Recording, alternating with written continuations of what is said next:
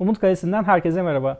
Bugün Doğuş Bayramı özel acaba programıyla birlikte sizlerle birlikte olacağız. Ben Batuhan. Ben Berfin. Ben Dilara. Sizden gelen soruları cevaplamaya çalışacağız.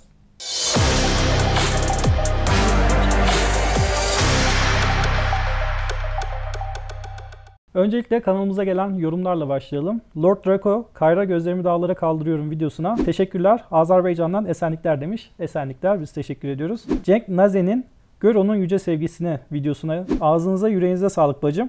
Çok güzel söylüyorsunuz. Rab sizi bol bereket versin demiş. Manolya buradan sana bol selam verelim biz de.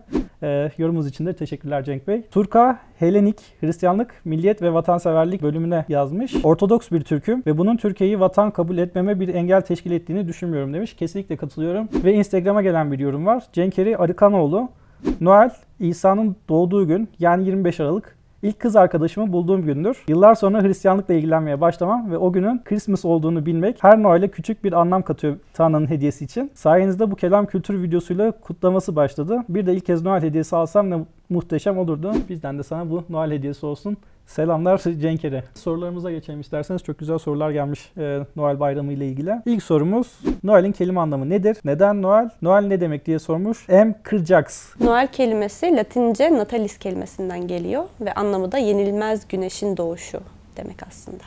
İskandinav kökenli olduğu düşünülüyor bu kelimenin. İkinci sorumuza geçelim isterseniz. Yine M. Kırcax. Noel ile yılbaşı ayrı şey mi demiş. Benzer sorular var. Kubilay Yasin de Noel ve yılbaşı neden karıştırılır diye sormuş. Aslında bu iki önemli gün birbirine çok yakın olduğu için tarihsel olarak büyük ihtimalle karıştırılıyor. Noel'i Hristiyanlar olarak kutluyoruz. 24, 25 ve 26 Aralık'ta. Yeni yıl ise 31 Aralık'ı 1 Ocağa bağlayan gecede yeni bir yıla girişin kutlandığı zaman tarihler birbirine çok yakın olduğu için konseptler biraz birbirine benzediği için muhtemelen karıştırılıyor. Noel'i biz kutluyoruz, evet. Bizim için çok büyük bir değeri var. Ama yılbaşında da tüm dünya ile birlikte bizler de onlara katılıyoruz tabii ki yani bu kutlamaya. Yeni bir yılın doğuşu. Evet. Ondan dolayı. Instagram'a gelen başka bir sorumuz da şu şekilde. Noel Baba var mı? Varsa Noel Baba aziz mi? Tanyerim de Instagram aynı şekilde benzer bir soru yazmış. Noel Baba gerçekte kimin baba? Benim baba. Bu soruya ben cevap vermek istiyorum çünkü Noel Baba değil, Aziz Nikolas. Kendisi Demreli, Antalya'da. O yüzden hani benim memlektaşım. Yani hemşerin. Hayır, memlektaşım. O yüzden ben şey yapmak istiyorum. Ben kendisini çok seviyorum açıkçası. Aziz Nikolas 3. yüzyılın sonlarıyla 4. yüzyılın başları arasında doğmuş. Hristiyan bir ailede doğup büyümüş ve ailesi vefat ettikten sonra ailesinden kendisine kalan parayı İsa Mesih'in ona öğrettiği gibi, kutsal kitapta bizlere öğrettiği gibi harcamak istemiş. Bu nedenle ihtiyaç içerisinde olan çocuklara ve maddi durumu iyi olmayan insanlara her zaman yardım ediyormuş ve özellikle Noel zamanında, İsa Mesih'in doğuşunun zamanında hediyeler veriyormuş onlara. Ve bunu yine kutsal kitaptan gelen bir şeye dayanarak, bir elinizin verdiğini diğer eliniz görmesin, bilmesin ayetine dayanarak biraz daha böyle gizli bir şekilde yapmak istemiş. O yüzden kılık değiştirme gibi bir durum ortaya çıkmış. Günümüzde hani reklamlarda işte ya da kapitalizmin bize getirdiği şeylerde gördüğümüz gibi işte kırmızı kıyafetler, renk geyikleri, ondan sonra kar falan filan öyle şeyler yok aslında. Dediğim gibi adam Demreli yani muhtemelen hiç kar falan görmedi hayatında.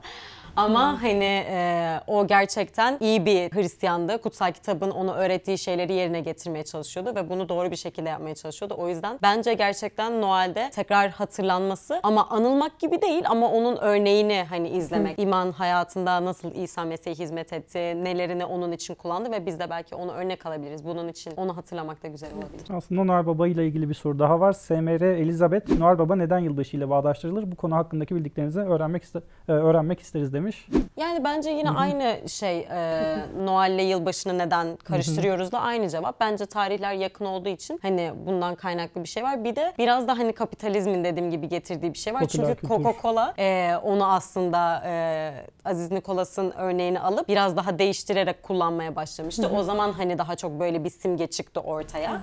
Ondan kaynaklı olarak da daha çok yılbaşı ile birleştiriliyor. Kesinlikle popüler kültürün etkisi gerçekten çok fazla. Noel Baba'da da ho ho ho deyip diğer soruya geçelim.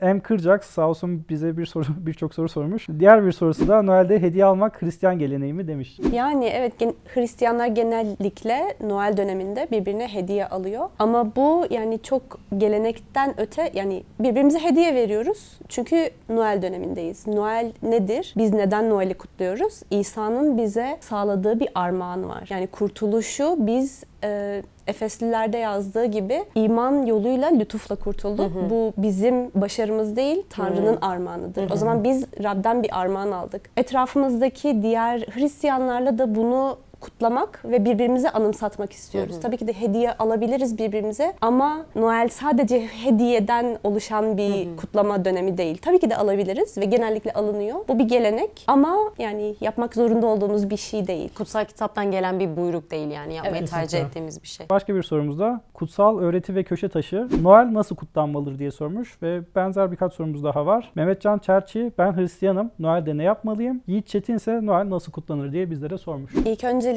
eğer katıldığınız bir kilise varsa tabii ki de kilisenize ve onların yaptığı kutlamaya katılmanızı öneririz. Eğer katıldığınız bir kilise yoksa yine aynı şekilde bir kiliseye katılmanızı öneririz.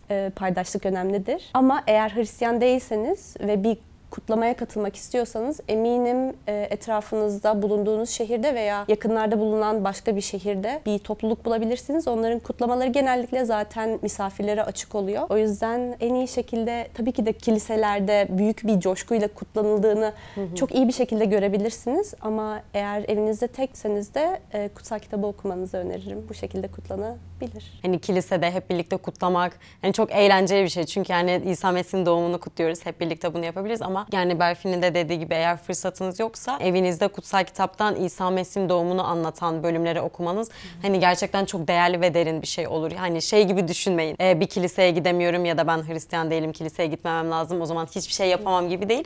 Yok, eğer bunu anmak isterseniz, Hristiyansanız da ya da değilseniz de anmak isterseniz kutsal kitaptan bu bölümleri okuyarak bile bunu yapabilirsiniz yani. Özellikle Luka 2, Matta 1, Yuhanna 1, 14-18 arası, İbranilerde 10-18 arasını okurlarsa orada İsa'nın bizler için ne anlam teşkil ettiğini çok iyi şekilde görürler. Bu bölümlere bakarsanız bizlerin neye inandığının, İsa'nın bizler için öneminin ne olduğunu daha iyi görürsünüz. Hazır bu kutlamalardan bahsetmişken ben sizlere sormak istiyorum. Siz kilisenizde nasıl kutluyorsunuz Noel'i? Bizim kilisemiz evet, bizim katıldığımız kilisede Ankara'da bulunan birkaç başka kiliseyle de birlikte ayda bir kez birlikte ibadet yapıyoruz. Ve Noel için ayrı bir koromuz var. Bu yüzden yani son 2 senedir aslında koro gösterimiz oluyor. Daha sonrasında ibadetimiz oluyor ve sonrasında yine vaazımız oluyor. Ama tabii ki de bu kutlamanın odağında yine Mesih'in doğuşu ve doğuşuyla gelen kurtuluş oluyor tabii ki de. Yani benim kilisemde de, Antalya'daki kilisemde Noel aşırı coşkulu geçiyor. Ben çok seviyorum. Ve biz genellikle 2 gün arda arda yapıyoruz. Cumartesi günü misafirler için yapıyoruz. Yani açık bir şekilde Hristiyan olmayan kişiler gelebilirler, katılabilirler, izleyebilirler falan. Ertesi gün aynı programı kilise cemaati için tekrardan yapıyoruz ve koro oluyor. Noel ezgileri söyleniyor. Aynı zamanda bütün herkesin katılabileceği Noel ilahileri de söyleniyor. Genellikle Noel ile ilgili bir tiyatro, çocuk tiyatrosu olabilir, büyük tiyatrosu olabilir, bir pandomim olabilir. Bu tarz şeyler, gösteriler oluyor. Aynı zamanda tabii ki günün anlamını paylaşan bir vaaz oluyor. Ve sonrasında birçok şey yiyoruz genellikle Noel. Kurabiyeleri, kış çayı falan, o tarz güzel şeyler oluyor ve birlikte vakit geçiriyoruz, sohbet ediyoruz. İnsanlar yani Hristiyan olmayan ve merak eden Noel nedir? Onların sorularını cevaplıyoruz. Ben buradan da açık bir davet yapmak isterim. Eğer Antalya'daysanız, Antalya çevresindeyseniz lütfen gelip katılın kilisemizin Noel kutlamasına. Buradan da Antalya'daki izleyicilerimize selamlar. Selamlar. Ben de aynı kiliseye katıldığım için çok fazla bir şey söyleyemeyeceğim. Berfin'le beraber, Berfin dediği her şeye %100 katılıyorum. Yani gerçekten Noel ruhu denen bir popüler kültürün getirdiği bir şey oldu bu sonradan. Ama gerçekten güzel bir his. Tabii ki de asıl anlamı bizler için çok daha önemli. Asıl anlamı İsa Mesih'in bu dünyaya gelmesi, kurtuluşumuzun kaynağının bu dünyaya bir beden alması. Ama bu Noel ruhu da oldukça keyifli. Bunu da kabul etmek lazım. Son sorumuzda da SFS Has Official Instagram'a bir yorum yazmış. Alevi ve Hristiyan Noel'i farklı mıdır demiş. Öncelikle Alevi Noel'i diye bir şey yoktur. O yüzden farklı mıdır? Yani olmayan bir şey. O yüzden bir şey söyleyemeyeceğim. Bunu da böyle söyleyerek kapatalım. Teşekkür ediyorum söylediğiniz her şey için. Umut Kalesi'nde bir Acaba bölümünün daha sonuna geldik. Bizleri Instagram, Facebook ve Twitter'dan takip edebilirsiniz. YouTube kanalımıza abone olmayı unutmayın. Yorum yazarsanız çok mutlu oluruz. Beğenirseniz daha da çok mutlu oluruz. Hepinize mutlu Noeller. Mutlu Noeller. Mutlu Noeller.